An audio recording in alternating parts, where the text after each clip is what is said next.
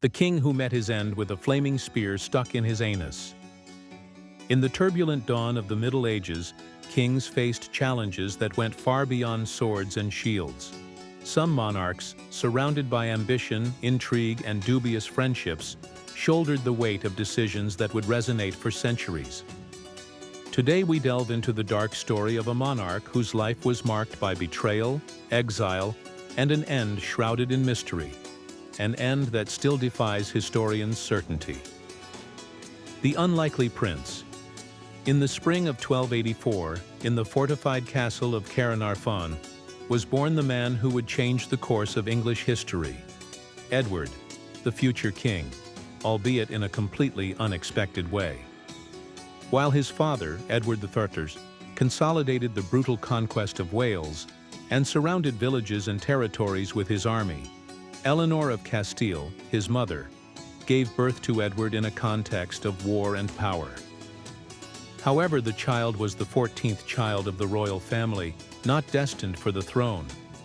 His childhood was supposed to take place in freedom, in the shadow of the crown. But the Middle Ages were a cruel time. Plagues decimated entire populations, and not even the royal family was spared. One by one, Edward's brothers died, many as children. Thus, he was slowly pushed toward the throne, a fate he did not seem to desire or embrace with fervor.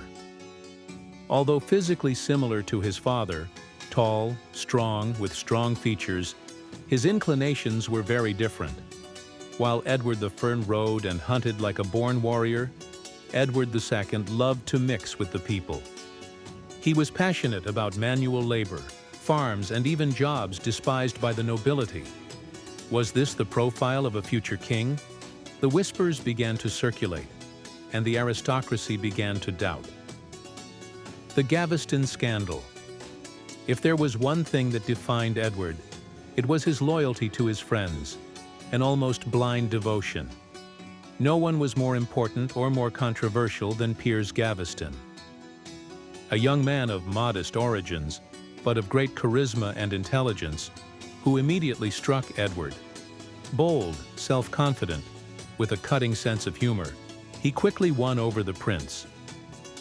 Their friendship became so intense that it worried the nobles of the court, who saw in Gaveston an undue influence on the future king. When Edward ascended the throne in 1307, he was quick to grant peers privileges and lands usually reserved for royal princes.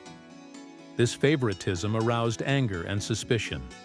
But the greatest scandal came when Edward gave Gaveston jewels and personal possessions of Queen Isabella, an unprecedented gesture. It almost seemed as if he were declaring, "My best friend is worth more than my own wife." Contemporary chroniclers described the bond as too deep, almost romantic. In 1312, some enraged barons kidnapped and executed Gaveston, brutally ending the friendship. Edward was devastated. The loss affected him deeply and ignited a desire for revenge. Defeats and humiliations. After Gaveston's death, Edward tried to show himself as a strong king. In 1314, he marched toward Scotland, determined to take revenge at the Battle of Bannockburn. But the outcome was disastrous. Scottish forces led by Robert the Bruce annihilated the English army. Edward had to flee, leaving his soldiers and knights at the mercy of the enemy. The defeat was a historic humiliation. His image, already weak, deteriorated even further. Nobles and people now saw him as incapable of defending the kingdom. Hugh Despenser and the final downfall. In this dark period, Edward found solace in Hugh Despenser, perhaps a replacement for Gaveston, but the Despensers were hated by the court, ambitious, greedy, accumulating wealth and power. Even Isabella, the queen, despised them. Ignored by her husband for years, she now saw him completely subservient to Hugh Despenser. So she began to plan a revolt against her husband. In 1326, Isabella and Roger Mortimer landed in England with an army.